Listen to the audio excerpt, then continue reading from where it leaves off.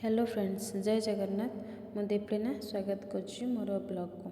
आज मु खेचुड़ी बनई।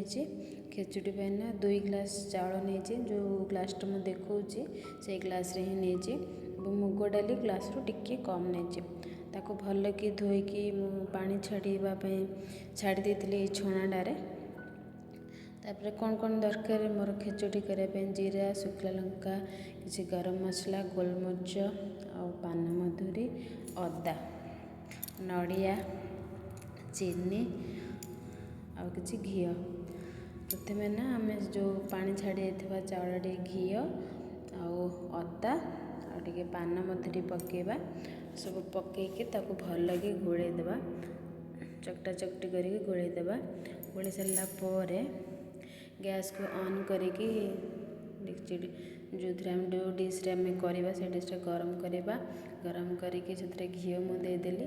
घी देलापर तेजपत्र, शुखला लंका, किसी जीरा देली।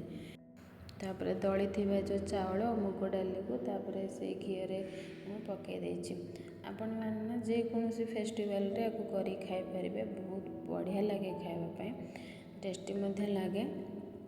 कारण साधारणतः घी तैयारी आर मेन इनग्रेडिएंट्स कौन ना जो गरम मसलाटा जो पकेबा से बहुत बास्ना हुए, बहुत स्वाद लगे।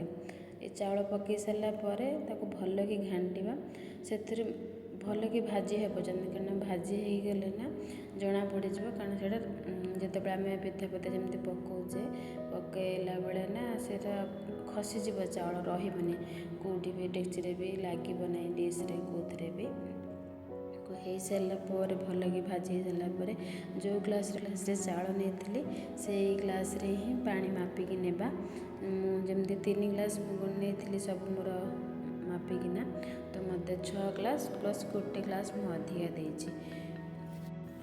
पानी दे सारा पर भल कि हाई फ्लेम रे रखा, से हल्दी गुंड पकईदेवा। तापर घोड़े को छाड़देवा। जितेबाला ना फुटवा आरंभ कर से ही आम गैस फ्लेम को कमेदेवा। बर्तमान देखो जो गरम मसला सब यूज करी, गोलमरीच, गुजराती, डालचीनी आ बड़ गुजराती एटा भल गुंड कर रखीदेली। देखो मोर फुटी आसला से ना मीडियम करदेली फ्लेमटा। जिते देखो तार पानी कंसिस्टेंसी एति समय ही जहाँ जहाँ अलग जिन पकाला पकईदे। नड़िया जमी पकईली, चीनी पकईली, आ जो गरम मसला जो यूज करने कहते से गरम मसला ही पकईदेली। पकईकि भल भाव घाटी लुण पकईदे, स्वाद अनुसार लुण देदेबा।